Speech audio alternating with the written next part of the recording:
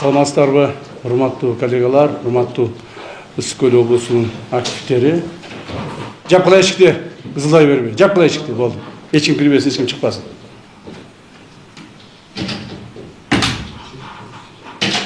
Так, бул жерде биздин улуттук коопсуздук мамлекеттик комитетинин кызматкерлери, райондук, шаардык бөлүм жетекчилери туурабы? Анан сырткары облусубуздун аким, президентибиздин ыйгарым укуктуу өкүлү, район, шаарлардын акимдери, бул жерде отуруңуздар, отура бериңиздер. И транспорт министрлигинин министри, прокуратура, облустук прокуратура, начальник УВД каякта? Больничныйда жүрчү. Кандай больничныйда? Эмне болуп атат? Операциз. Так, ну хорошо, отуруңуз. Так, калган дагы кайсы органда айтпай калдым? Как? Облус сот төрагасы, отуруңуз, рахмат. Так, калгандар кызматкерлер ушу транспорт министрлигинин кызматкерлери, сиздин кызматкерлериңиз.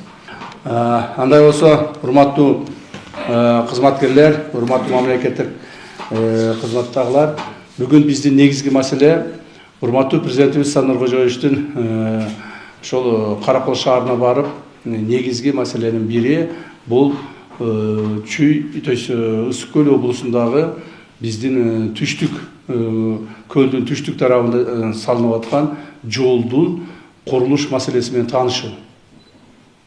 Так, ошол менен таанышып, ошонун жүрүп аткан темпин текшерүү, ошол боюнча кемчиликтер болсо, же болбосо жетишкендер болсо ошону белгилөө.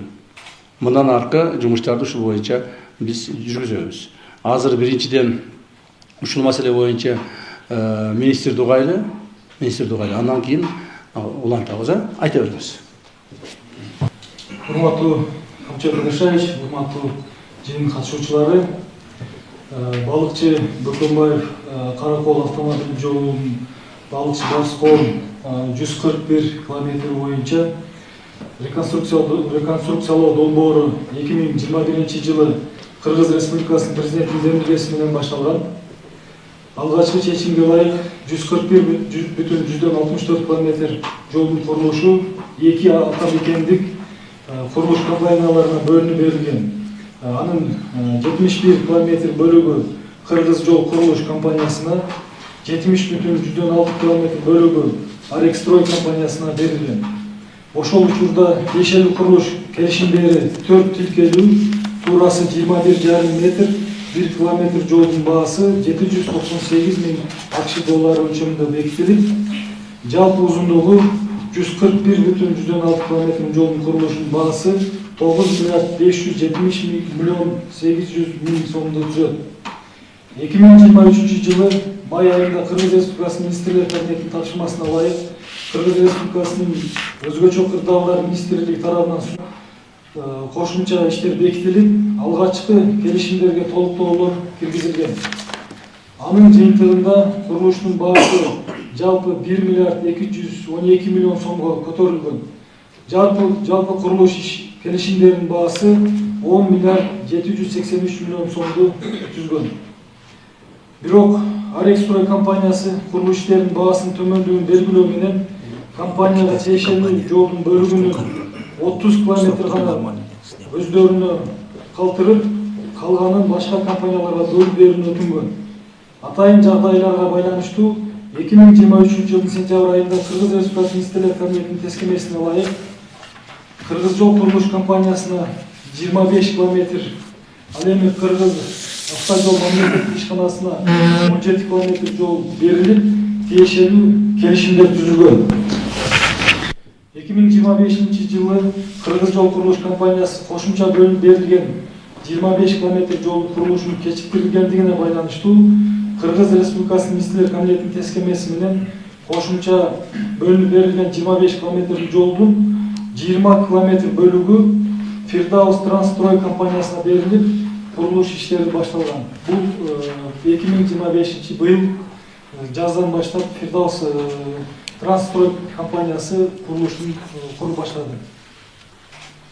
Ошондой эле 2025 жылдын февраль айында Кыргыз Республикасынын президенти жана министрлер кабинетинин тапшырмасына ылайык курулуш иштеринин баасы көтөрүлүп, кошумча келишимдер түзүлгөн. Азыркы учурда долбоордун баасы 13 миллиард 200 миллион сомду түзөт. Башкача айтканда 1 километр жолдун баасы орточо 1 миллион 295 миллион АКШ долларын түздү. Бүгүнкү күндө Балыкчы Барскон жолунун курулушу 6 бөлүктөн туруп, 3 компания жана 1 мамлекеттик ишкана иш алып барып жатышат. Бул көтөрүлгөн себеби бул курулуш компаниялар бир нече жолу бизге кайрылган. Биздин президентибизге бир жолу бир нече кайрылып, президент тапшырма берилип, тапшырманын негизинде ушул өздөрү берген 1 миллион 295 миллион АКШ долларына көтөрүлүп берилген. Бул жолдун курулушун тездетип бүтүрүү максатында. Атап айтканда, биринчи участок бул негизинен 6 участокко бөлүнгөн. Биринчи участок 25 километрди түзөт. Бул жол курулуш, Кыргыз жол курулуш компаниясына берилген. Бул курулуш 2021 жылдан бери курулуп келатат. Андан кийинки участок 46 километр. Бул дагы Кыргыз жол курулуш компаниясына берилген. Бул дагы 2023 жылдын сентябрынан баштап Кыргыз жол курулуш компаниясы курулушун улантып келет. Үчүнчү участок бул ошол биз айтып аткан кошумча берилген 25 километр Кыргыз жол курулуш компаниясына берилген 25 километрдин булардын толук кандуу курулуш иштерин жүргүзбөгөндүгүнө байланыштуу биз жолдун курулушун тездетүү максатында Фирдаус Трансстрой компаниясына берилген. Фирдаус Транс компаниясы 2025 жылдын март айында баштаган. Кыска мөөнөттүн ичинде аталган компания өзүнүн асфальт заводун, дробилкаларын, бетон заводдорун куруп, техникаларын курулуш участогуна мобилизациялап, жер иштеринин негизги бөлүгүн бүтүрдү. Бир чоң көпүрөнүн свайларын куйду. Бүгүнкү күндө дагы азырдан курулуштар жүрүп атат. 139 дана суу өткөрүүчү түтүктөрдүн негизги жолдогу жумуштарын аткаранга жетишти. Андан сырткары бардык жер иштерин бүтүрүп, асфальттоо иштерине өтүп, жалпы 2,13 километр жолго асфальт төшөлдү. Бүгүнкү күндө компаниянын 2500 тоннага жакын бүтүн жана башка материалдардын запасы даярдалган. Жана 2006 жылы курулуш иштерин толук бүтүргөнгө булардын мүмкүнчүлүгү бар. Келишимдин баасы 2 миллиард 5 миллион сомду түзөт. Каржылоо жалпы 261 миллион сом жүргүзүлдү. Аткарылган жумуштун көлөмү 128 миллион сом. Аткарылган иштердин көлөмү 1 миллиард 872,2 миллион сомду түзөт. Бул негизги жумуштарга Фирдаус компаниясы азыр уже киришти. Булар кол кармай турган жумуштарын бүтүрүп, бардык көпүрө турбаларын бүтүрүп, асфальтка киришти. Асфальтты 2026 жылы бүтүргөнгө булардын мүмкүнчүлүгү бар. 4-чү участок ошондой эле Кыргыз жол курулуш компаниясы. Бул Кыргыз жол компаниясы быйылкы жылы дагы жумуштарды жүргүздү, бирок толук кандуу жүргүзгөн жок. Биз канча ирет буларга эскерткен менен, канча ирет биз катуу дагы айттык, жакшы дагы айттык, суранып дагы айттык, бирок тийиштүү деңгээлде бардык участоктарда жумуш жүргөндө тийиштүү деңгээлде жүргөн жок. Жай жүрүп атты.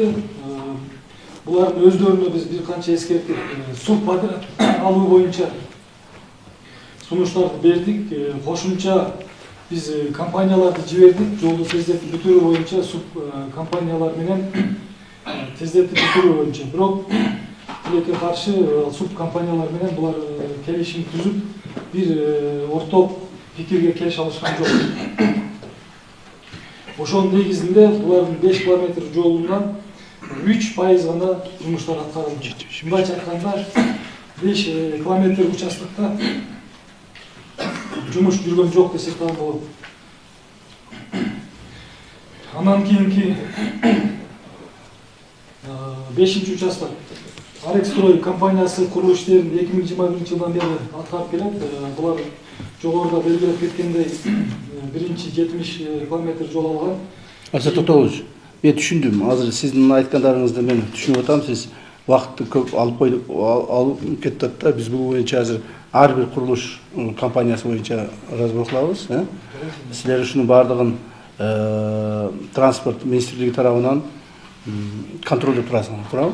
Сиз отура бериңиз, азыр мен ошону керектүү маалда сурайм сиздерден. Макулбу? Рахмат. Оңарды көтөрүп, оңдоп койгула. Макулбу? Оңдоп койгула. Бул жерде мына специалисттер отурасыңар, жол транспорт министрлигинин специалисттери отурасыңар, жергиликтүү бийлик органдарынын жетекчилери отурасыңар, андан сырткары улуттук коопсуздук мамлекеттик комитети, ушул жерде иштеген компаниялардын представительдери отурасыңар, баардыгыңар отурасыңар. Силер баарын жакшы билесиңер. Негизинен бул жумушту урматтуу президент берген тапшырмасын мен жакшы билем. 2020 жылы жана биз ушу бийликке келгенде эле ушул маселе көтөрүлгөн. Так, декабрь айынан баштап, 2020 жылы декабрь айынан баштап көтөрүлө баштаган. Бул деген мына 5 жыл вакыт болду. 5 жыл.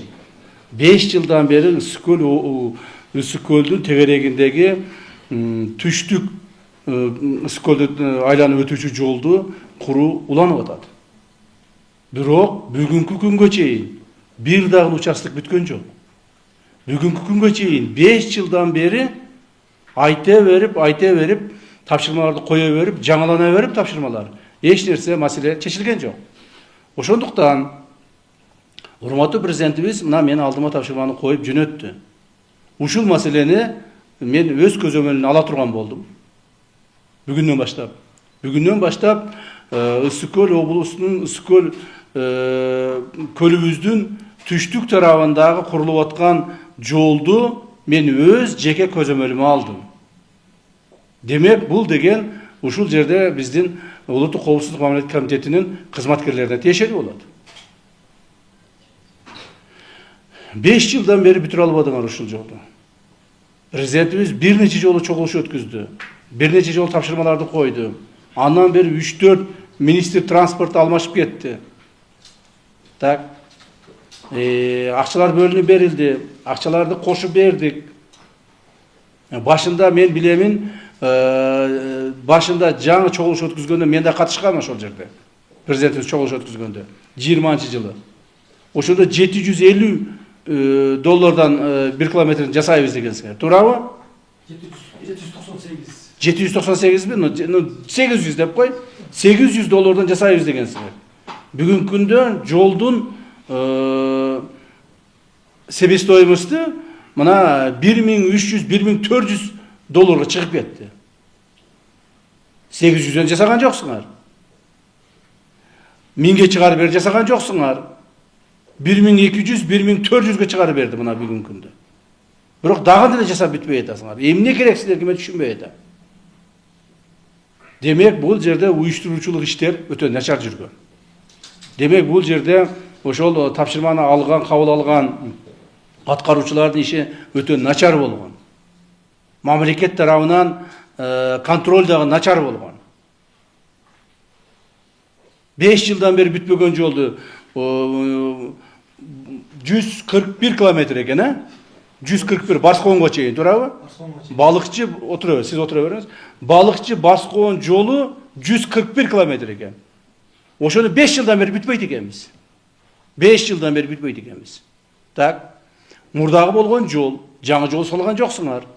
Мурдагы эле жолдун нугунда, ошол эле жолду кеңейтип, кээ бир баягы көпүрөлөрдү алмаштырып, анан салыш керек болчу. Тоону тешип, же талааларды түздөп, же адырлардан жүрүп, жаңадан жол салган жоксуңар. Ошол жолду гана оңдоп, кеңейтип, эл аралык стандартка келтирип коюу керек болчу. Бирок ушул маселени аткарбадыңар. Демек, жоопкерчилик каралат. жөндөн жөн мамлекетте берилген тапшырмаларды аткарбай, же болбосо туура эмес аткарып, сапатсыз аткарып, мамлекеттин бюджетин туура эмес колдонгондорго жоопкерчилик каралат. Өтө катуу жоопкерчилик болот. Урматтуу туугандар. Мына маған мындан 2 күн алдын курултай башчыларынын алдында президентибиз чакырып айтты эле. Ошол жерде иштебегендердин бардыгын алып барып туруп камагыла деп. Мен ачык эле айтайын.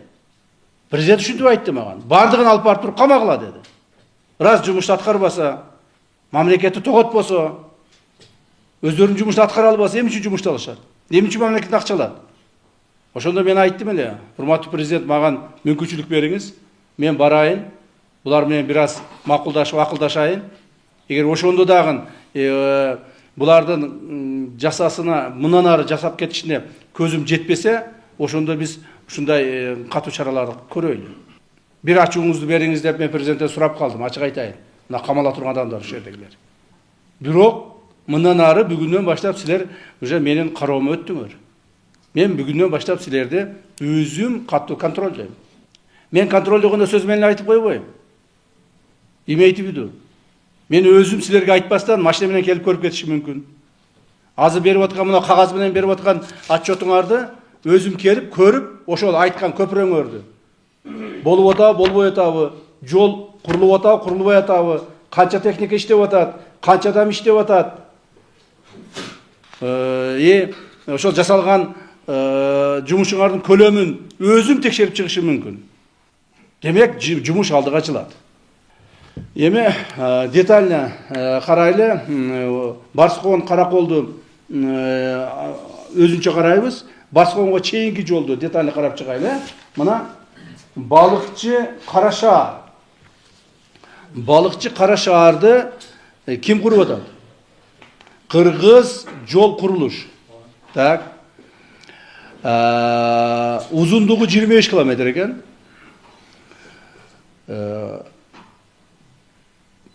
2 миллиард экен, стоимость контракта. Туурабы? Почти 2 миллиард экен. 1 миллиард 998 миллион. 2 миллиард деп коеюн эми, тегеректеп. 2 миллиард экен. Ошонун 1,5 миллиардын алыпсыз, туурабы? 1,5 миллиардын алыпсыз, 1,5 миллиардын ишти жумушту жүргүзүпсүз. Так.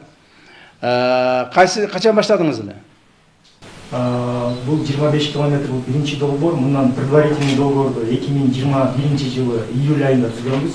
Андан кийин основной долбоорду 2021 жылы декабрь айында. Качан бүтүшүңүз керек эле? Акыркы док соглашениянын негизинде 2025 жыл 30 декабрда. Так. 4 күн калыптыр да? 3 күн калдыбы? 3 күндө бүтөсүзбү? Бул азыр бул долбоор азыр деген толук кандуу 95% бүттү.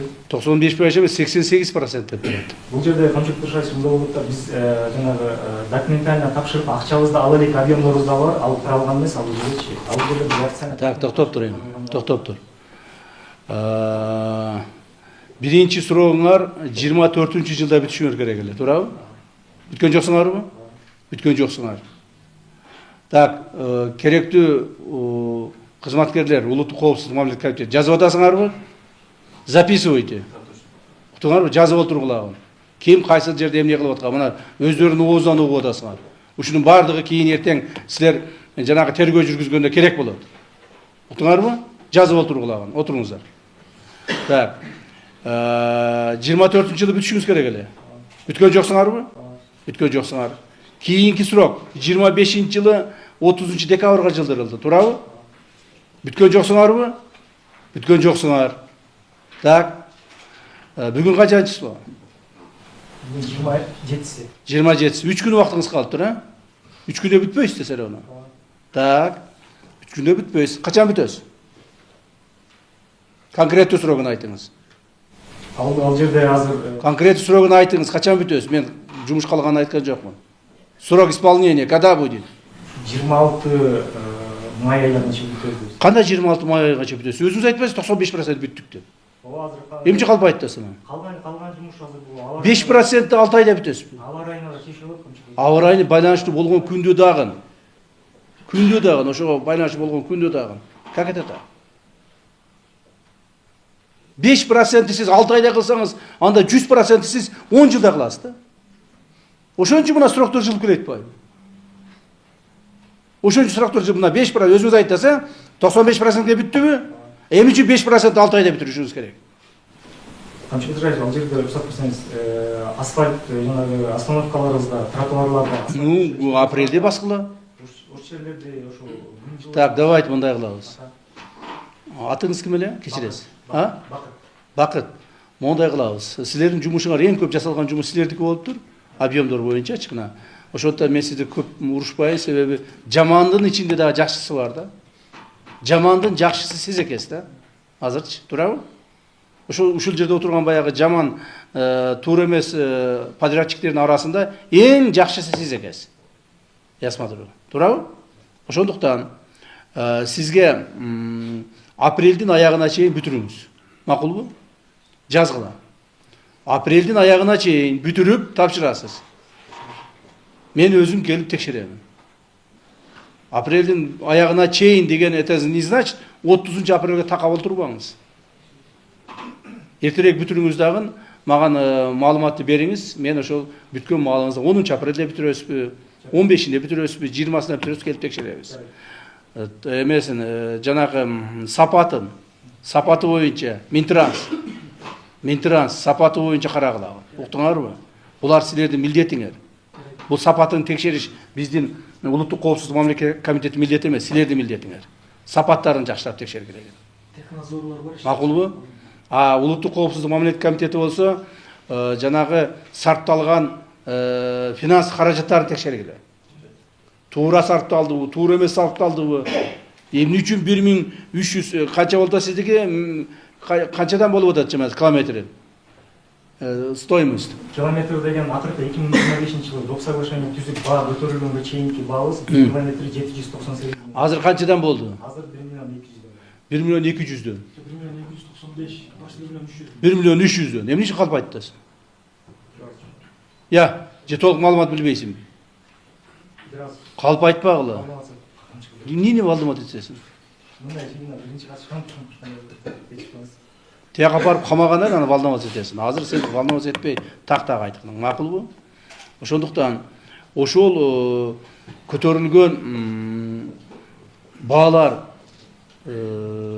обоснованно или не обоснованно тоже надо проверить. 1300дөн метр, то есть километрини жолго кеткен акчалар обоснованно не обоснованно. Себеби мен мына акыркы 2 жылдан бери жол курууга өтө көп киришип катышып калдым. Мына Чаткал жолун куруп атышат. Алабука Чаткал жолун. 300 канчадан башташты эле? 350дөн баштаган. $350 километрден баштаган. Ошонусу азыр 550ге көтөрүп бердик. Так? Калган частын 750ге көтөрүп бердик.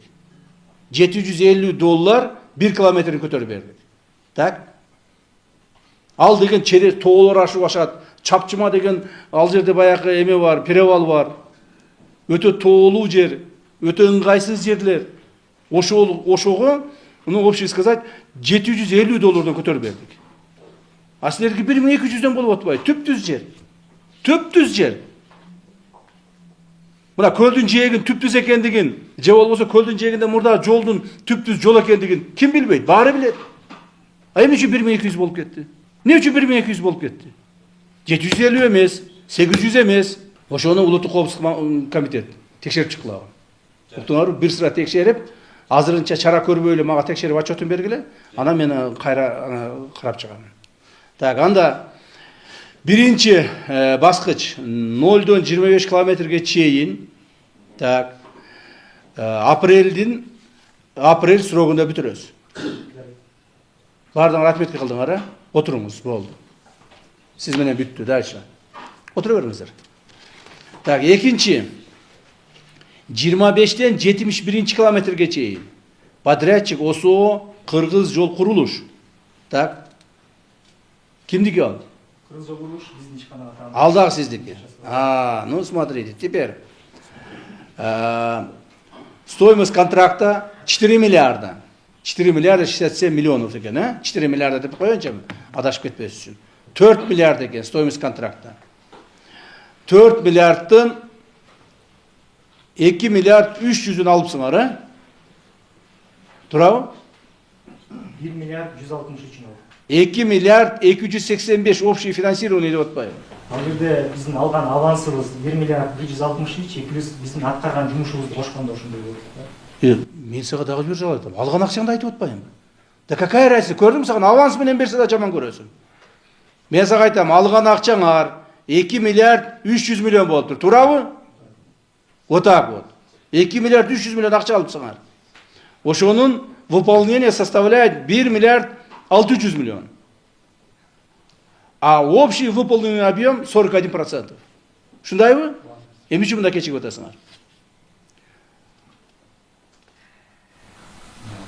Ал жерде Камчык Кылышевич, бул жерде мындай маселе болуп калды, если уруксат берсеңиз. Айтыңыз. Мен муну баягы майда бөлбөй бир общий тараган аракет кылганчы ушул мен өзүм Кыргыз жолу ишканасына кызматка 2023 февраль айында келген болчумун. Ошону келгенде анализ кылганыбызда биз баягы сиз туратыны кылып кеттиңиз. 21-жылы бул курулушка киришип атканда 798 миң доллар 1 километрин салабыз деп келишкен экенбиз.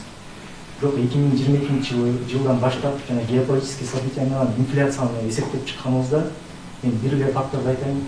Биздин контракт түзүп аткандагы дистопливанын баасы 46-47 сомду түшсө, Андай эмес, чөтү сен калп айтып атасың. 46-47 сом болгон эмес эч качан. Ал деген о 15-жылы болгон. Сен контракт түзүп атканда, литри где-то бир 60 сом тегерегенде болуш керек. 55-60 сом тегерегенде болуш керек. Бул бир. Смотри, макул, сен ушу ГСМге сылас этип атасың. А эмне үчүн башка жакта 750 доллар менен бүтүрүп атат? Эмне үчүн? Алар эмне ГСМди асмандан алып атабы? Эмне үчүн андай болду? Эмнеге сылас этесиңер? Өзүңөр жумушту аткарбайсыңар. Качан бүтүшүң керек эле? 30 декабрь 2025. Так, смотри. 5 жыл курушуң керек эле ушул жерде, 46 километрди, туурабы? 5 жыл 46 километр куруп атасың. Мен сага мисал келтирейинби? Мисал келтирейинби? Мына Өзгөн Каракол жолу. Каракулжа. Өзгөн Каракулжа жолу канча километр? 33 километр. Өзгөн Каракол жолу 33 километр. 4 айда бүттү. Мына мен карап отурдум эле. 4 айда бүттү. Быйыл майда башталган. Так, августка бүттү мына. 4 айда. Сен 5 жылдан бери кура албай атасың 46 километр жерди. 5 жыл. Эч кандай сенин сөздөрүң суу кечпейт. Калпты айтып, бардыгын ушу алдап келгенсиңер силер ушинтип. Президентибизди дагы калп айтып алдап келгенсиңер. Бардык жетекчилерди алдап келгенсиңер. Ошон үчүн мына 5 жылдан бери 46 километрдин болгону 40% бүтүрүпсүң. Уят эмеспи? Эгерде баягы салыштырмалуулар болбогондо мен да ишенип кете бермекмин да. Мына эмени Ош Нокат жолу. Нокаттагы Баткен Ош жолу, Баткен Ош жолу. Быйыл канча километр бүттү? 28 километрди быйыл бүтүрдү. 4 айда бүтүрдү. 4 айда 28 километрди бүтүрдү. Мошин трасса болуп иштеп атат азыр. Былтыркы Нокатты канча километрде былтыркысы? Жок, былтыркысы общий 19 километрди. 19 километрди bir 3 айда бүтүрүштү. İçinde dağın 2 mostu var. 50 metrlik, 38 metrlik 2 çoğun most var. Oşor koşup durup. Gördün mü? İşte yitirme adamlar işte batmayın. Siz oturuveriniz. Emni üçün kalp aytasыңар, silere 5 yılda şu 40% bütürüp alıp oturasыңар. 5 yıl boluptur. Ne kılış gerek bulardı ben hep düşünbeyim. Hiç kanda sözlerin su geçpeydi senin. Vakıt. Seni azır çırıldatıp alıp arabaya kamap durup, ошол жерден бул расходтордун баардыгын мойнуна илип туруп, bir 10-15 жыл берип камаш керек. Уште башкаларга үлгү болуш үчүн. Көрдүң, мына мен өзүм контролдогон жерлердин баардыгы чөткө и өз убагында бүтүп атат. Арзан, сапаттуу, өз убагында бүтүп атат. Мына азыр Гүлчө Ылайтала жолу. Канча километр? 19 kilometre. 50 kilometre. 50 километр? 52 километр. Отырыңыздар. Мына. Мен саған мисал айтайын. Гүлчө Ылайтала жолу. Бұл Қарақұлжада. Алай менен Қарақұлжаны бириктирген жол. Тоолордун арасынан өтөт.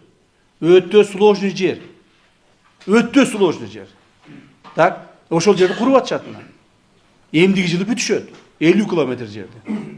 Bir жылда бүтүшөт ошону. Bir жылда бүтөт. Сен не кылып атасың муну? Кара, мен муну эмне үчүн кайталап айтып атканым, урматтуу кызматкерлер. Ушул мына ар бириңер ушуну түшүнүшүңөр керек да. Булар мынтип айтып койсо эле, булардын жомогуна ишенип отура берсек, отура беребиз. Отура беребиз. Дагы 5 жыл өтөт. Сен жолду бүткүчө президент срогу бүтүп кетип атат. Сен түшүнөсүңбү ошону? Сен бир жолду бүткүчө президенттин 5-6 жылдык срогу бүтүп кетип атат. А сен дагы деле бүтө элексиң. Бул не деген акмакчылык? Түп-түз жол. Ысык көлдүн жолу түп-түз жол. Эч кандай тоо таш жок. Эч кандай перевалдар жок. Бир жакшынакай жол. Сени так кыргыз жол курулуштун сен кимиси болуп иштейсиң? Эмнеси болуп иштейсиң сен? Директор болуп иштейм. Директор болуп иштейсиң. Жетекчилериңер ким? Владелец. Жетекчи ким? Жетекчи менен кыргыз жол курулушта. Жок, владелециңер барбы? Сен исполнительсиң да, туурабы? Сен исполнительный директор. Кто хозяин компании? Исагалиев Нурлан Исагалиевич. Исагалиев каякта? Бүгүнкү жыйынга чакырылганбыз, мен Неге чакырылбады бүгүнкү жыйынга? Так, каякта Исагалиев? Ким билет аны? Ал балыкчыда турабы? Точно жол иштейм. Айтпайсыңбы, эмне отурасың сен? Исагалиев Мирлан Исагалиевичти бүгүн алып барып камагына. Керек. Уктуңбу? Керек. Для профилактики бүгүн алып барып камагына. Керек. И я с ним разберусь потом. Макулбу? Бүгүн азыр чогуштан чыгып алып барып туруп, мына Кыргыз жол курулуш компаниясынын жетекчиси Исагалиев Мирлан Исагалиевичти алып барып камаган. Анан мен көрөйүн, аны 2 күндө өзүнө келтирип коем мен анычы. 2 күндө өзүнө келет. 3-чү күнү келип сени менен кошо олтуруп алып, ошол жерде лопатканы кармап алып, кетменди кармап алып, ошол жолду өзү курат. Ушунча мамлекет акчасын алып алып туруп, качып жүрөсүңөр жол курбастан. Уяты жоктор. Отуруңуз. Ошол Исагалиевди урматтуу президентибиз камап салгыла дегенде дагы мен кой, камабайлы коелу. Президентибиз, урматтуу президентибиз, мага ачууңузду бериңиз деп мен сурап алдым эле. Карасаң бул жерде вообще ситуация башка турбай. Силер өлтүрүпсүңөр да ситуацияны бүтүндө. Так, качан куруп бүтөбүз муну? 25-71 километрди, 46 километр. Качан куруп бүтөбүз? 25-71 километрин 2026 декабрга чейин бүтөбүз. Асфальт жумуштары. Анда сен получается 6 жылда бүтөт экенсиң да. 6 жылда бүтөт экенсиң да 41 километрди. Уялбайсыңарбы? Вообще бет деген жок экен да. Эмне деген компаниясыңар силер? Эмне деген адамдарсыңар силер, Куралбасыңар башына эле мурдагы заман кеткен. Бакыт, мурдагы заман кеткен. Мурда ушинтип жолдорду алып алышып, мамлекеттен акчаны арып алып, курбай, же сапаты жок куруп, жептеп-септеп бүтүрүмүш болуп кетет эле. Андай жок азыр. Андай жок. За каждый копейку будете отвечать. За каждой копейки будем спрашивать. Ким эме сен жакшы билесиң жол наркы артыңда отурган. Ким атын ким эле? А? Должность айтып коюңуз. Жол департамент директорусуз, Камил атыңыз. Сиз айтыңызчы. Кандай биз буга эмдиги жылдын аягына чейин срок беришибиз керекпи? Өтө көп бул срок. Срок көп, кырчакта бирок жумушу да көп да булар. Жумуш көп болгондо 46 километр болуп атпайбы? 400 километр эмес да бул. 22 километр бүттү. Биринчи сулай. Экинчи сулай 10 километр бүттү. Калган бөлүп турат. Ал жерде адамдар иштеп атабы азыр? Иштеген жокпу? Иштеп атышат. Эми бир аз начар. Себеби камчатта биз тараптан болгон мүмкүнчүлүктү ошо жол бүтүшүнө карап биз акчасын да убагында бердик. Андан кийинки бүгүнкү күндөгү сертификат тапшырат да. Ошолордун акчасын да проценттен кармап авансын, толук кармасын. Берип атабыз. Эми бул жерде да кечиккен негизги себептердин бири бул. Мында курулуштар, чоң курулуштарда буларды окутуп болгонбуз. А бул укту болсо эмче аласыңар анан? Опыты барларды адамдарды койбойсуңарбы? Мамлекетти мына чоң биздин урматтуу президентибиздин ачык айтыш керек мына кызматкерлер. Бир максаты бар эле да тилегичи. Көлдү тегеректетип, көлдү бардыгын стандарттуу жолдорду кылып бүтөбүз деп президентибиз ушундай максат кылып койду эле да. Ошого давай акчаларды бөлүп берейли, ошону карайлы, контролдойлу деп. Бирок ошол президенттин өзүнүн койгон максатын, тапшырмасын провал кылып атпайсыңарбы? До декабря 2026 года это очень долгий срок. Определить срок. Вот сиз жол специалистсиз. Я.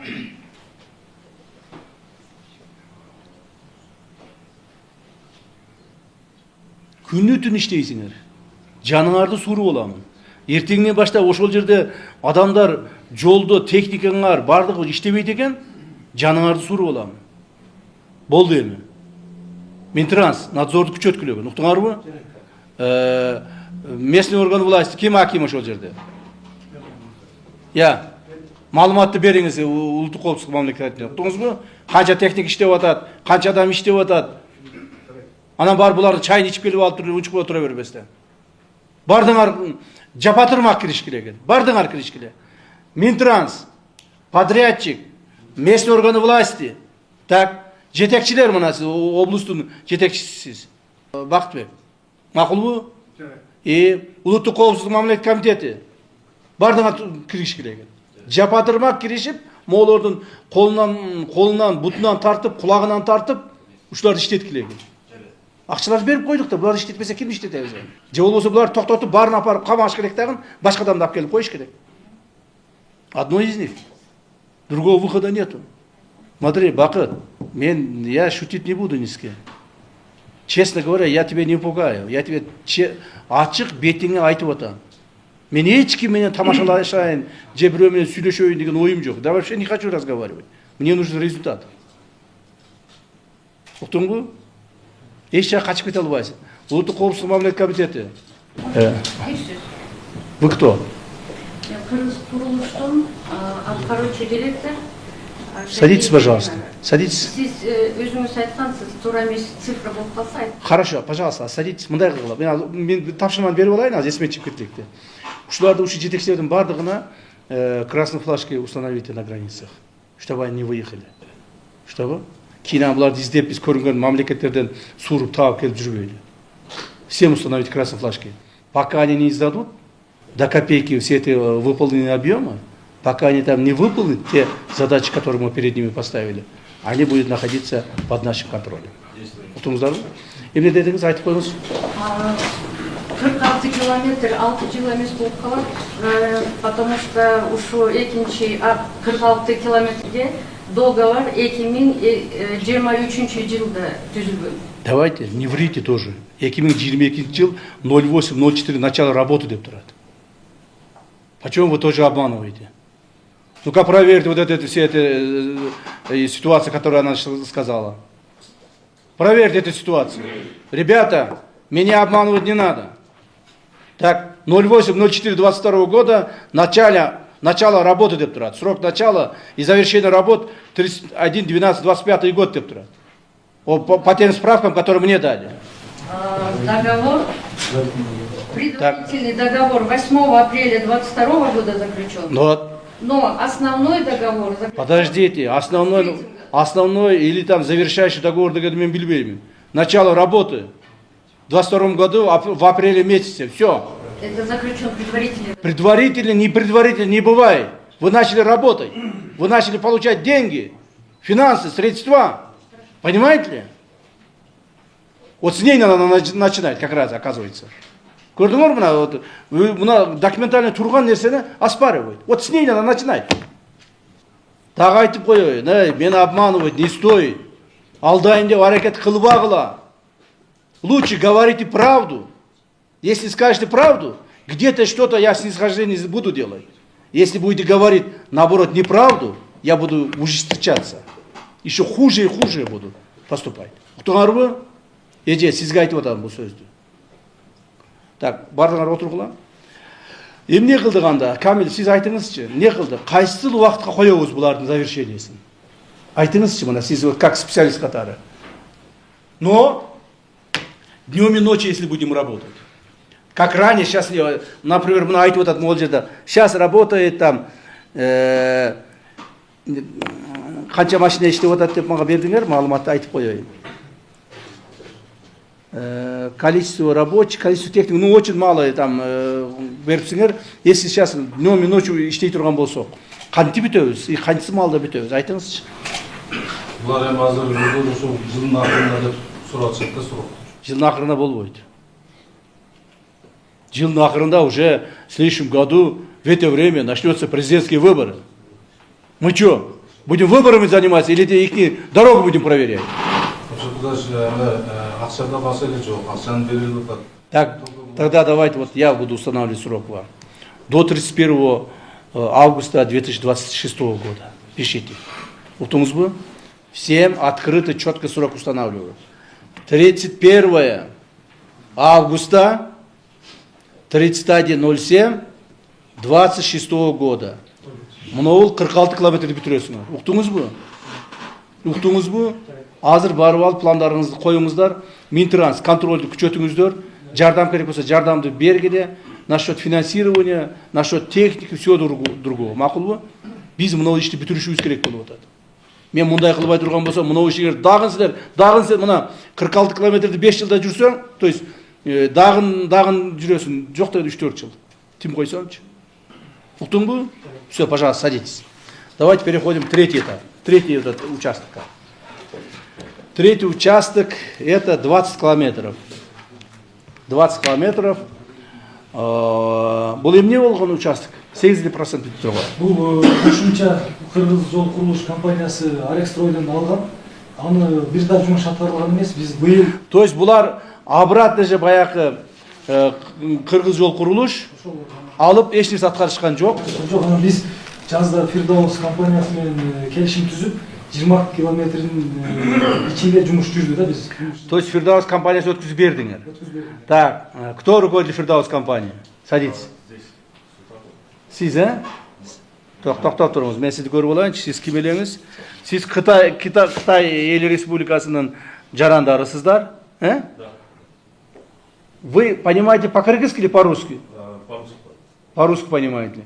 Вы являетесь гражданами Китайской Народной Республики, учредители там и компания оттуда. Видите ли, мына кыргыздар өзү жумушту аласыңар дагы аткара албайсыңар. Мына Кыргыз жол курулуш жумушту алган, туурабы? 5 жылдан бери аткара албай, эч нерсе кыла албай. Акыры мына Кытай компаниясы өткүзүп берип атышат. Өздөрү аткара албайт, кыла албайт, мына 5 жылдан бери эч нерсе кылбай, эми Кытай компаниясы өткүзүп берип атышат. Ушундай болдубу? Отуруңуз. Так, сиз отура бериңиз. Так, компания Фирдаус Трансстрой, 20 километров. Вы начали работу в марте месяце, правильно? В марте месяце. Должны были завершить до конца года, правильно? Почему не завершили? В связи с начальной мобилизацией, из-за того, что мы начали фактически еще даже позднее, и из-за того, что мы используем в основном граждан и рабочих Китайской Народной Республики, они прибыли лишь к маю месяцу. Фактически работы заняли только рабочих 5. Нет, смотрите, вы подписали срок начала вашей работы 1 марта. 1 марта 2025 года. Январь, 25 января. Даже январь. Видите ли, вот здесь начало работы 1 января, то есть 1 марта написано. Вот год прошло, вы всего 9% исполнили работу, да? 80% у меня написано. 9%. Да, подтвержден. А почему тогда вы не работаете, а? Вы что так? 9% в течение года. Вы деньги получили? Мы получаем постепенно, по мере выполнения. Так. Включая аванс, но подавляющее большинство работ на начальных этапах Фирдаус. У вас что не хватает? Почему вы там всего 9% выполнили? Это сложность коммуникации. 9% асфальт баскан боюнча 2-3 немен басты, 2 панель. Общий выполненный объем 9% написано. Асфальт баскан боюнча 3%, а так Булардын жумушу көп болду. 139 турбаларды жасадық, жер иштерин бүттү. Азыр топ асфальт келди да. Так. Негизги жумуштар. Значит, силер туура эмес маалымат бердиңиз бизге. Биз ошону оңдоп беребиз. Общий выполненный объем написано у меня. Асфальт баскан боюнча, асфальтты Ну там не написано, что там асфальт басқан, тяк-пяк. Общий выполненный объем написано у меня. Вы что? Общий выполненный объем 80% там написано. 8,80% тут рад. Так, ладно, хорошо, садитесь. Давайте вы еще скажите, вы должны были завершить до конца этого года, правильно? 30 декабря. Так. И не завершили. И когда вы собираетесь завершать-то? Мы планируем в середине, к осени 26 года. Вот смотрите, я их почему не ругаю? Вакыт. Знаешь, почему не ругаю? Да потому что они всего bir жыл болып тұр да. Bir жыл алып тұр, и то кечігіп отады, бірақ bir эле жыл болып тұр. Сенікі 5 жыл болып отпайды. Отырыңыз. Так. Давайте вот так сделаем. Извините, как вас величать? Султан. Мас-Султан. Султан. Масултан. Масултан. Когда вы говорите, можете завершить? К осени 26 года, А если будем усиливать? может быть, даже к концу лета. Как? К концу лета даже. К концу лета. Давайте вы также будете завершать до 31 августа 2026 года. Пойдет? Масултан? Пойдет? 31.07.25 года. Завершение работы. Махулова? Вы поняли меня, да? Пожалуйста, ускорьте, мобилизуйтесь. Людей побольше, и техники побольше, и начинайте работать. Все, пожалуйста, садитесь. Следующий участок. 96,4. 5,4 километра. Кыргыз жол курулуш обратно. Так. Не болду? Бул жерде азыр 2-3 турба. Канча процент жасадың? Ошо турбаңды айтпачы мага. Канча процент жасадың? Бул жерден ушу 5%га жеткен ушул болду. Значит, эч нерсе жасабапсың. Я. Bir жылдын ичинде эч нерсе жасабапсың да? Туурабы? Ойлонбой сен айтпайсың, жооп бербейсиңби? Почти эч нерсе жасабапсың да, туурабы? Эмне үчүн жасабадың? Почему у вас нет ответственности? Жоопкерчилик жокпу силерде? Эмне контрактты алып, колду коюп, акчаны алып коюп жүрө бересиңер. Эмне ойлодуңарбы? Силерди эч ким тийбейт, эч ким текшербейт, ГКН бизди карабайт дедиңерби? Я. Эгерде башында мен силерди караганда, жаныңар суур болмак элем. Башында мен ушу караган эмес экенмин, ушу көңүл буруп алыпмын да, мен ушу азыр өкүнүп турам да. Ушу башында эле мен президенттен сурап алып аптырмын. Ушуну контролго бериңизчи мага депчи. Жаныңар суур болмак экен. Карасаң, bir жылда 5% иш жасапсың. 5%. Уялбайсыңар, ну как вам не стыдно, а? Жанды чыгарып бүттүң. Болгону 5,5 километр жол экен. 508 миллион сомдук контракт экен болгону, 508,5 миллиард. 500 миллион деп коеюн, 500 миллион. Ошонун 325 миллион уже алып коюпсуңар. Туурабы? Силер даже почти 70% акчасын алып коюпсуңар, а объем выполненных работ всего 5%. Бул эмне деген акмакчылык? Канака акчалар? Где деньги? Да. Кана акчалар?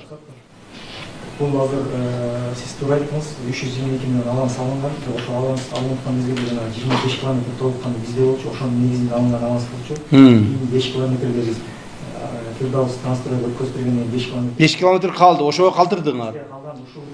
Ушул аланс калып азыр Жол чарба департаментинин сүйлөшүп биздин ар бир кылынган жумуштан биз өзүбүз акчалап 100%дан булар ушу кармап туруп ошол аланстын возвратын кылып беребиз да. Азыр күндө 318 миллион. Так. 325 миллион. 500'дүн 325'ин алсаңар 70%, 5% иш кылсаңар, эмне сөз айтканыңда дагы өтө начар иш кылсаңар да. Өтө начар. Айтып атпаймынбы? Силерге вообще убал жок да. Мындай адамдаргачы мамлекетке ушундай эме кылган, жанагы мамиле кылган адамдарга убал жок да. Мен мындай адамдарды укмуш жек көрөмүн дагы, аябаймын. Мындай адамдарды аябастан согом да, жаны суур болам. Карасаңчы, 70% акчаны алыпсың. 5% гана ишти аткарыпсың. 1 жылдын ичинде. Если таким ушул темп менен кете турган болсоң, сен дагы 5 жыл жүрөсүң. 5 жылдан келесиң дагы. Баягы дизель кымбаттап кетти деп. Хорошо, давайте поменьше слов. Сага уже сөз өтпөй калды. Сен жетекчиңди камайбыз, анан дальше будем разбираться. Так. Качан бүтөсүң? Канча бүтөсүң? Муну деле 31-августка бүтүп берем. 5,5 километр жол эртерээк бүтүрбөйсүңбү? Сага эмне? Оюнчукпу сага 31-август. 5,5 километр жерди 1 айда бүтүп койсоң болот го, 2 айда бүтүп койсоң болот го. 1 жылдан бери эч нерсе кылбай, дагы 8 ай убакыт сурап атасың.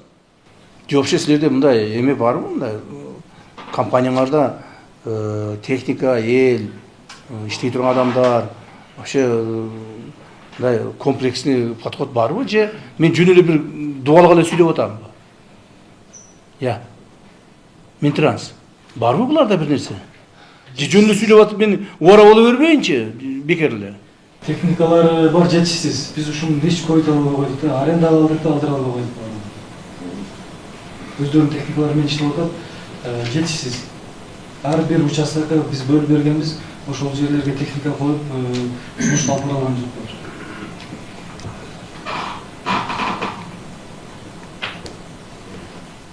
Не кылайын? Булар Мен башым катып калды буларга. Булар өз негизи мен 31-августка да бүтө албайт да буларчы. Жо бүтпөй турган болсо мен жаны суурайм буларды. Бүтпөй көрсүн. Эртеңден баштап туруп зыңкылдатып үйүңдү уктабайсың, жолдун бойунда жатасың. Уктуңбу? Ошол жолго барып алып, кроватты коюп ошо жатасың. Чатырды коюп алып. Всех там возьмешь. Вот этот женщину, которая там врет, ее тоже туда поселите. Пусть она тоже там находится.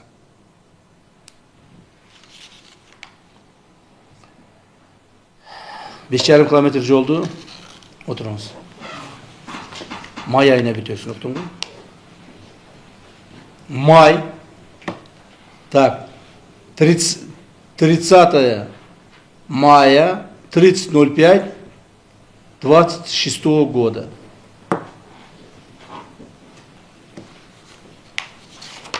Уктуңбу?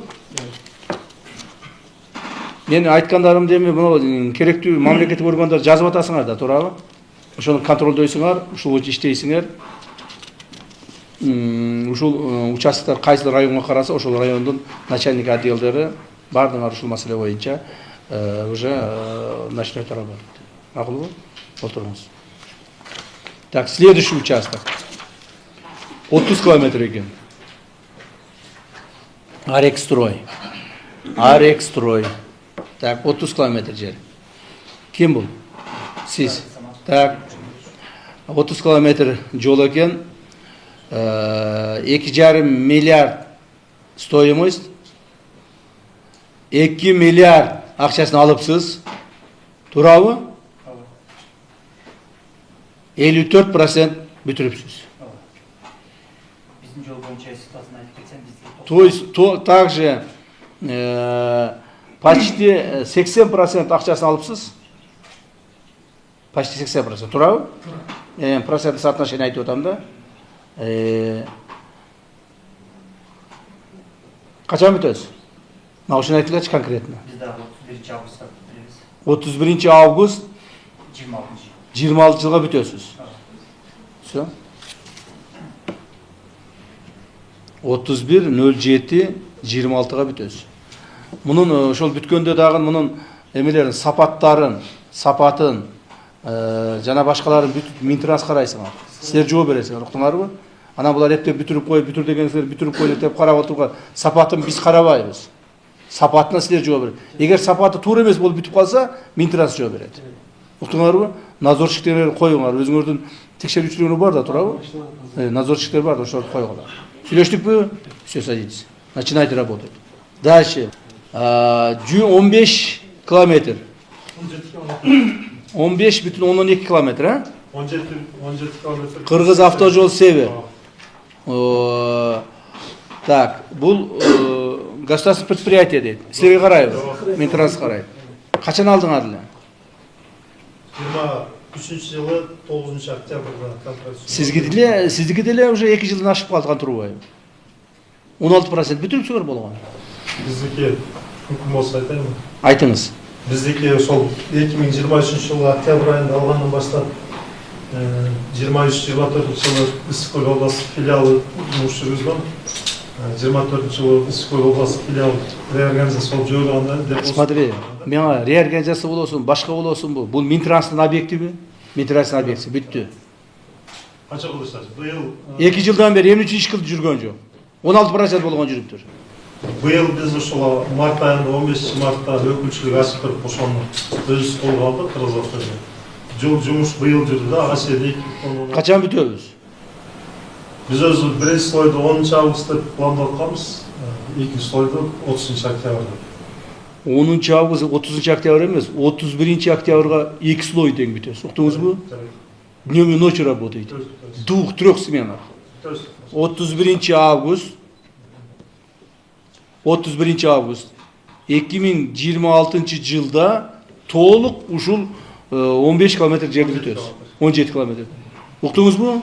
Все, давайте садитесь.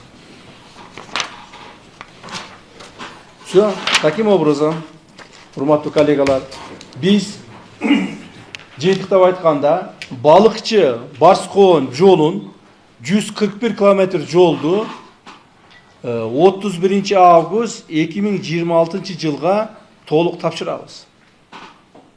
Значит, мен урматтуу президентибизге бүгүн ошол доложить этемин. Так. 31 август 2026 жылы балыкчы Барскоон жолу толук бойдон сапаттуу иретте бүтүлөт. Анан дагы Минтранска айтып коеюн сизге. 2 күн калганда 2 күн жетпей калат эле, 10 күн жетпей калат эле. Биз баягы жол сызыктарын сыза элекпиз, же болбосо тротуарды бүтө элекпиз деп жүрбөгүлөгө. Уктуңарбы? Толук 100% бүтсүн. Никаких 90%, никаких 95%, 100%. Уктуңузбу? 31 августка. Эгер бүтпөй турган болсо, жеке жөө бересиңер. Мынау эмелердин компаниялардын жетекчилери, урматтуу компаниянын жетекчилери сиздерге айткан боюнча ар бириңиздер ушул маселе боюнча каттуураак жумуш жүргүзгүлөгүл. Макулбу? Бүгүннөн баштап эртеңкиге калтырбагылаган. Азыр мына саат 2-де чыгасыңар, мына чогулушта. Макулбу? И все на объект. Объектке барасыңар. Бүттү.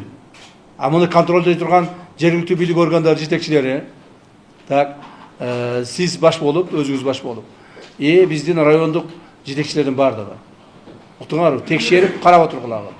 Эгерде кимдир бирөө туура эмес иштеп атса, же техникасы жок болсо, же болсо адамдар аз болуп иштебей аткан бир шылтоо менен жүрө турган болсо, сразу бизге билдиргиле. Макулбу? Улуттук коопсуздук мамлекетине билдиргиле, дальше биз чара көрөбүз.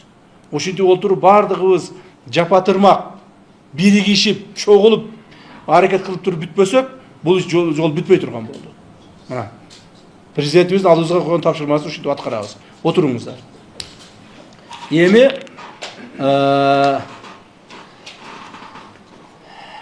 Барскоон Каракол жолун ким кылдат эле? China Road компаниясы. Каналар. Так, China Road. Вам по-кыргызски говорит? По-русски. Почему по-кыргызски не научились еще? China Road уже сколько лет работает в Кыргызстане? Сколько? Более 20 лет. 20 лет работаете. И что, по-кыргызски что ли не умеете разговаривать? Научитесь. Так, ребята, вы получили 75 километров Барскоон Каракол, правильно? И когда собираетесь завершать? Вот мне самый главный вопрос. Как по договору. По договору когда у вас? И до конца 1 сентября 2028 года. 28 год, да? Азия өнүктүрүү банкы Ооба. 3 жылдык договор булардын ошол международный норма боюнча. Булар быйыл баштады. Бирок асфальт төшөө боюнча быйылдан кийин жылдын аягына. Смотрите, у вас нет ли намерения заранее завершать? То есть не то, что там до 28-го ждать, а пораньше, чтобы завершать. Или обязательно вы должны завершать в тот момент, когда вы договор составили? Стараемся досрочно закончить. Ну, значит, до конца 27-го года, да?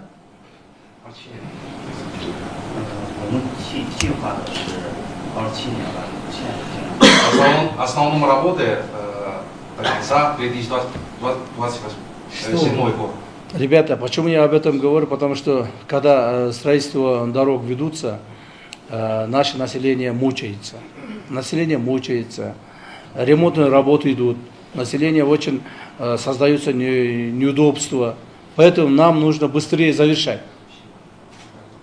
Вот, например, вот этот, как раз вот этот участок Балыкчы-Барско. 5 лет строительство продолжается. 5 лет люди мучаются. Понимаете ли? Нам этого не нужно. Поэтому от вас просьба. Пока мы просим вас. Потому что вы еще, сроков у вас имеется. Пока вас просим, пожалуйста, пораньше, заранее завершить. Хорошо? Хорошо. Приказывать пока не будем. Но я очень надеюсь, что вы не доведете до этого. Вот, China Road компания очень много работы проводит по нашей стране, и все завершает в срок. И качество хорошее у вас. Хорошо? Пожалуйста, садитесь. Пожалуйста, садитесь. Андай болсо, урматтуу коллегалар, бүгүнкү жыйынтыктап жатып, мен бир-эки маселе боюнча айтып кетейин. Бул жерде биздин жергиликтүү бийлик органдарынын жетекчилери да отурат. Мына Балыкчы-Барско жолун биз ар бир участогуна чейин талдап чыктык. Талдап чыгып, кимдин күнөөлүү экендиктерин аныктап карап көрдүк. Эми мындан ары мен ойлоймун, жумуш тезирээк жүрөт го деп. Жумуш тезирээк жүрөт го, контролго алдык. Бардык жумуштар 31-августка чейин бүтүш керек. 2026-жылга чейин. Бул бир. Негизинен силер ойлоп атсаңар керек. Бизге эле ушундай талаптар коюлуп атат. Анан биз ушундай мындай напряженно иштеп атабыз деп. Жок. Бул талаптардын бардык мамлекеттик органдарга коюлуп атат. Президент өзү ушинтип иштеп атат. Мына мен силерге по-хозяйски айтып коеюн. Президент өзү ушинтип иштеп атат. Напряженно. Президент мына 3-4 күндүк, 5-6 күндүк эмесин графигин айтып берейинби силерге? Эмне кылып иштеген? Мына тияка барып Японияга кетти. Андан Япониядан 3-4 күндөн кийин жанагы Санкт-Петербургка барды. Андан келди, эртеси күнү мына 2 күн курултайды өткүздү. Мына бүгүн эрте менен мен бул жака учуп кеттим. А президент болсо тигил Бишкектин мусороперерабатывающий заводу бүттү эле, ошону ачканы кетти. Бул мусороперерабатывающий завод калдыктарды тазалоочу завод. Биздин мамлекетибизде биринчи жолу курулду. Жана бул мусорду эле, жана калдыктарды эле переработка кылбастан бул электр энергия да чыгарат. 30 мегаваттык. Мындай караганда, мындай жалпак тил менен айтканда бир 30 чоң айылды камсыз кыла турган токту да чыгарып турат. Күндүз эле эмес, күн электри окшоп баягы күндүк станциялар күндүз эле чыгарат го. Бул круглосуточный чыгарып турат. 30 мегаватты. Мына биздин мамлекетибизде бул дагы бир тарыхый күндөрдүн бири. Бул биринчи рет ушу эгемендик алганыбыздан бери ушундай чоң завод курулду. Чын айтканда мындай чоң завод башка мамлекеттерде, жакынкы биздин мамлекеттерде, коңшу мамлекеттерде жок. Алар бизден үлгү алып эми курабыз деп атышат. Мына урматтуу президентибиз бүгүн эртең менен ошону ачканы кетти. Андан кийин Кара-Балтага барат. Кара-Балтага барып дагы бир заводду ачат. Чоң заводду. Ал завод дагы биздин коңшуларыбызда жок. Уникальный бир чоң жакшы завод ачылып атат. Мына балыкты баккандар аны жакшы билет. Балык баккандарга ошо балыктарды тамак берүүчү завод. Так. Ушундай чоң завод ачылып атат. Бул заводдун стоимости да өтө кымбат. Бирок ошону куруп, мына бүгүн президент ошону ачканы кетти. Андан кийин келип эле мына Аларчада Аларчанын эң чокусуна туристтик кластер ачылган, канатный дорога менен Доплмайер курган биринчи иретте. Мына келип ошону ачат. То есть напряжение с утра до вечера жумуш токтобойт. Таңгамал чыккан мына президент 10 саат иштейт. Түнү үйүнө кайтып келет дагы эртең менен кайра караколго келет. Мына ушул жумуш. Ушундай напряжение менен иштеп атышат бардыгычы. Силер ойлобогула, силерге эле талапты коюп атат экен деп. Мына жергиликтүү бийлик органдары, мына акимдер отурасыңар, мэрлер отурасыңар, губернатор баш болуп. Силерге дагы талап өтө каттуу. Карабагыла, эч кимди күтпөгүлө. Не ждите никого. Асмандан түшүп бирөө келип, жерден чыгып бирөө келип, силерге жардам бербейт. Өзүңөр иштешиңер керек. Иштей аласыңарбы? Иштейсиңер. Иштей албайсыңарбы? Анда бошотуп койгула орундарды. Бошотуп койгула, башка бирөөлөр келип иштесин. Ана сырткары отуруңуздар. Ушу жергиликтүү бийлик органдарына, айрыкча мамлекеттик органда иштегендерге дагы бир sıra кайрылып айтып кетерим. 1 январь 2026 жылдан баштап бардык жергиликтүү бийлик органдары, айыл өкмөттөн баштап район, область, министрлерге чейин башка мамлекеттик органдардын бардыгы коррупциялык элементтерге каршы текшерүүлөр жүргүзүлөт.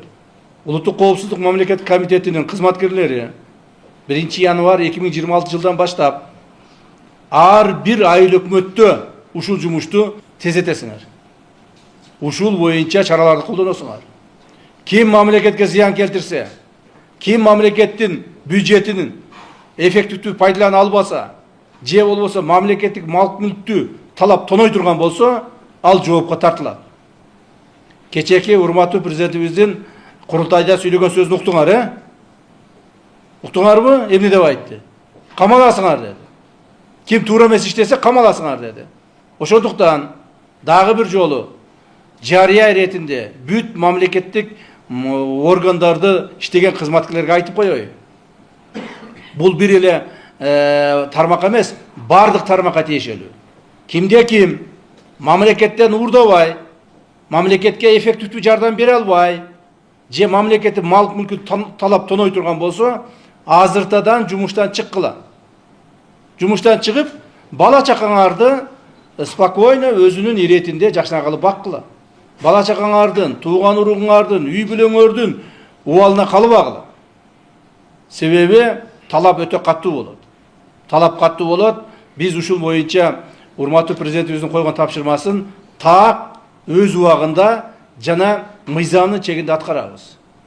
Ошол эле мезгилде мен ошол укук коргоо органдарына, коопсуздук органдарына, сот, прокуратура органдарына дагы бир жолу кайрылып айтып кетемин. Коррупциялык элементтерге байланыштуу болгон ар бир ишти кылдат текшерип карап чыгыш керек. Эч бир адамдын абирине, анын укугуна доо кетпеш керек. Бир дагы иш, бир дагы жумуш жанагы адамдын укугун тебелеп туруп, же жасалма жумуштар, жасалма кылмыш иши менен адам жоопко тартылбаш керек. Ал үчүн биздин тергөө органдары так жана объективдүү жумуштар алып барыш керек. Ал эми ыкчам кызматтагы биздин кызматкерлер болсо, ошол жерлерде уюштурулган коррупциялык схемаларды же коррупциялык элементтерге каршы жумушту күчөтүшүңөр керек. Мамлекетибизде тартип болот. Мына кече президентибиз айтты, уктуңарбы? Эмне деп айтты? Тартип болот деди. Тартип болмоюнча мамлекет өнүгүп өспөйт деди. Анан мен эми президентибиз мамлекетибиздин жетекчиси катары, мамлекетибиздин башчысы катары ушул тапшырмаларды коюп кетти. Бирок аны аткарыш мына биздин колдо. Аткарыш биздин колдо. Ким аткарат аны? Биз аткарабыз. Аткартыш дагы биздин колдо. Имейте в виду. Я очень жестко буду подходить к исполнению этих функциональных обязанностей. Очень жестко буду подходить.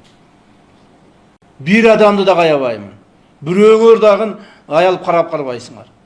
Ошол эле мезгилде эгерде адамдардын укуктарын тебелеп тепсеп, же болбосо кимдир бирөөлөрдү жасалма документтер менен, туура эмес тергөө менен, же туура эмес айып коюу менен жоопко тарта турган болсоңор, анда өзүңөр жооп берип каласыңар.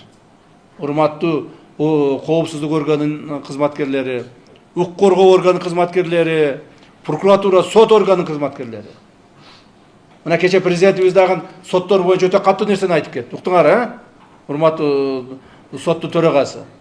Отуруңуз. Уктуңуздар. Эмне деп айтты? Биз айрыкча соттун чечимдерине көңүл бурабыз деди. Бул деген ар бир соттун чечими акыйкат, туура жана адекватный болуш керек. Жанагы жөнөн жөн эле соттун чечимдерин чыгара бериш мурдагы окшоп, же болбосо тааныш билиш менен чыгара бериш, андай болбойт. Сот органдарынын кызматкерлери айрыкча эч кандай саясатка аралашпастан өздөрүнүн милдеттерин так аткарып чыгарып берип туруш керек. Ошол эле мезгилде сот органдарыны тазалоо милдеттери дагы бизде турат. Конечно, биринчи милдет өздөрүндө, өздөрү таза болсун, өздөрү акыйкаттуу чечимдер чыгарсын, өздөрү мыйзам чегинде жашасын. Эгерде андан ашып кеткен болсо, анда биз коопсуздук органдары чара көрүшүбүз керек. Бизде маалыматтар бар. Кээ бир соттор саясатка аралашып кеткен. Отуруп алып, кайсы бир адамдар менен саясат жөнүндө сүйлөшүшөт, чоңдорду талдашат, чоңдордун сөздөрүн талдайт, чоң кызматтагы адамдардын. Мамлекет жетекчилеринин сөздөрүн талдайт. Ошондой кызматкерлер да бар. Мына жакында ошондой кызматкерлер боюнча биз чара көрөбүз. Маалыматты топтоп даярдап койдук уже. Ошондуктан сот органында иштеген сот кызматкерлери, судьялар, урматтуу судьялар, сиздерге да кайрылып айтып кетейин. Урматтуу президентибиздин алдыбызга койгон талаптарын так аткарганга аракет кылыңыздар. Мурдагыдай взятка, пара алуу, пара берүү боюнча такыр оюңардан чыгарып жибергиле. Такыр ойдон чыгаргыла. Сот кызматкерлерине бүгүнкү күндө эң керектүү зарплаталарды, айлык акыларды берип атабыз, туурабы? Райондук судья канча алат азыр? Зарплатасы. Ачык айтыңызчы. 250. Мына райондук судья 250 000 сом акча алат. Облустук судьячы 300 000 акча алат, облустук судья. А жогорку сот судьяларычы 500 тегерегинде. Мына отуруңуз, мына. Көрдүңөрбү? Отуруңуз. Урматтуу сот органынын кызматкерлери, урматтуу судьялар, силердин айлыгыңарды көтөрүп, бардык шарттарды түзүп бергенге президентибиз бүт күч аракети жумшап атат. Демек силер дагы ошого жооп катары таза иштегиле. Сотторду тыкыр көзөмөлдөйбүз. Баягы мыйзам бузууларын. Ал эми сот чечимдерин болсо, акыйкаттуу, адилеттүү чыгара бергиле. Вот и все. Силерди коргой турган, сактай турган бир гана нерсе бар. Бул закон. Закондон башка эч кимге киреше боло албайт азыркы заманда. Заман өзгөрдү. Урматтуу кызматкерлер. Урматтуу мына акимдер отурасыңар, мэрлер отурасыңар. Мурдагыдай бирөөгө чала коём, бирөө жардам бере коет дебегиле. Эч кимге жардам бербейт азыр. Силерди мыйзам гана сактайт. Мыйзам чегинде иштегиле, бирок ошол эле мезгилде жанагы инициативный болгулаган. Айрыкча ушу аткаруу бийлигинин кызматкерлери, акимдер. Инициатива деген эмне? Территорияңа чык, кара, кайсыл жерде туура эмес нерсе жатат, кайсыл жерде мусор жатат, кайсыл жерде айыл өкмөт иштебей атат, кайсыл жерде тартип жок, ушуларды карап эле тургула да силерчи. Туурабы? Мына кече күнү былтыры жазда, быйыл жазда экен. Ысык көл районунда мен тапшырма бердим эле, мына аким Жапаров сиз турасыз. Ар бир пансионатка пансионаттын жолдорун асфальттап, ошолорго шарттарды баягы туристтерге түзгүлө дедим эле. Мына силер бүтүрүп коюпсуңар. Жакшы, малатсы, рахмат. Мына губернатор менен кошо ушул ишти бүтүрүп коюпсуңар. Мен барып өзүм текшерип чыктым. Машинени минип алып, пансионаттарга барып көрдүм. Баягы талкаланган жолдор, машина баса албаган жерлер, баягы жок тротуарлардын бардыгы болуп калыптыр. Молодцы. Мына көрдүңөрбү, тапшырма аткарылып калыптыр. Ошон үчүн ушул мындан ары да уланткылагы. Мейлиби? Мындан ары да улантып, ишиңерге ийгилик болсун. Анда эмесе, урматтуу кызматкерлер, бүгүнкү кызматка, то есть чогулушка чогулган кызматкерлер, баарыңарды ишиңерге ийгилик каалаймын. Жаңы жылыңыздар менен келе жаткан, жаңы жыл жакшылап өткүзгүлө. жаңы жыл, не то что жаңы жыл, бүт эле майрамдардын бардыгы биздин жөнөкөй элибиз үчүн, калкыбыз үчүн болуш керек. Калкыбыз майрамдасын, калкыбыз тойлосун, калкыбыз тынч жашасын, калкыбызда стабилдүүлүк болсун, мүмкүнчүлүк берейли. А биз кызматкерлер ошончо катуураак иштешибиз керек. Түшүндүңөр, кызматкерлер эч кандай элдер 12 күн демала турган болсо, силер да 12 күн демалып жатып албагыла. Өзүңөр жумушуңарды аткара бергиле. Билесиңер, президент демалбайт, мен демалбайм. Күнү түнү текшерип турабыз. Макулбу? Ишиңерде ийгилик болсун. Рахмат барыңыздар. Бир маселе калыптыр. Өткөндө биздин Ысык Көл облусунун президентибиздин ыйгарым окутуу өкүлү Бакытбек Жеңишбекович кайрылган болчу. Каракол шаарындагы биргелешкен ооруканада баягы тез жардам унаалары өтө начар акыбалда. Эки эле унаа бар, өтө эски, жакшы болбойт деп кайрылдыңыз эле. Ошол боюнча мен урматтуу президентибизге барып сурандым. Президентибиз кечээ күнү өзүнүн распоряжениесин чыгарып 5 тез жардам медициналык автомобилин сатып алууга президенттин буйругу чыкты. Бул маселеге Кыргыз Республикасы турукташтыруу фондунун каражаттарынан 43 миллион 800 миң сом акча бөлүндү. То есть бул деген ар бир машинеге почти 100 миң доллардан бөлүнүп атат. Бул деген бул сатып алына турган жанагы тез жардам машиналары жөнөкөй эле баягы эчинде эч нерсеси жок машина эмес. 100 миң долларга деген бул деген чет элдик жакшы ичинде толук жабдуулары бар тез жардам унааларын сатып алса болот. Макулбу? Ушуну контролдоо кылагын, эффективдүү пайдалангыла ушуну. ГКМБ карагылагын, 1 сом акчасы бир жакка кетип калбасын. Макулбу? Бардыгы эффективдүү пайдалансын. Келгенден кийин ар бир машинаны каерден алды, канчадан алды, ичинде эмне оборудованиясы бар, стоимость бүт текшерип чыккылагын. Макулбу? И тез араны ичинде аткаргыла. Анан кийин акча бөлүнүп берилди. Колуңарга акча түштү. Анан дагы тендер өткүзөм, башка өткүзөм, тияк кылам, бияк кылам деп жүрө бербегиле. Тендерди деле эффективдүү өткүзсө болот. Тезирээк өткүзсө болот. Макулбу? Канча айда алып келесиз бул 5 машинаны? Канча айда алып келесиз? Силер да булга окшоп жүрбөйсүңөрбү 5 жыл? Жок, тез араны ичинде. Иә. Тез араны ичинде аракет кылат. Мына буларга 60-70% акчаны берип койсок да 5 жылдан бери жол бүтпөйт. Эң кыска мүнөттө аракет. Көлдүктөр кичине кыймылдасаңар. Кудай буйрса эң кыска мүнөттө алабыз. Так, анда бир ашып кетсе бир 2 ай, 3 ай убакыт кетсе керек. Ашып кетсе. Январь, февраль, март. Марттын аягына чейин, марттын 21 мартка, Ноорузга Каракол шаарында 5 жаңы бардык керектүү жабдуулары менен чет элден келген баягы скорый помощьтар келип калыш керек. Сүйлөштүкпү? Всё, рахмат. Отуруңуз. Мына, көрдүңөрбү? Силер эмнени айтсаңар, баарын президент жасап берип атат. Баарына мүмкүнчүлүк түзүп берип атат. Мына айттыңыз, бул киши менен эки эле сураган, эки эле баягы эмени сураган, жанагы скорый помощь депчи. Экөө эмес, 5өн алып берип атабыз. 5өө болгондо да жөнөкөй скорый помощьтар эмес, чет элден келген скорый помощьтарды алып берели деп атат. Себеби Каракол шаары күнөн күнгө өсүп атат, туристтер көбөйүп атат. Мына бул жерде Ала Тоо жанагы чоң туристтик комплекс курулуп атат. То есть бизге бул алынган тез жардам унаалары Кудай буйрса өтө көп пайдасы тиет. Макулбу? Дагы отуруңуз. Дагы кимге эмне жетпей атса, кайсы мамлекеттик органга айткыла. Айткыла, жардам беребиз.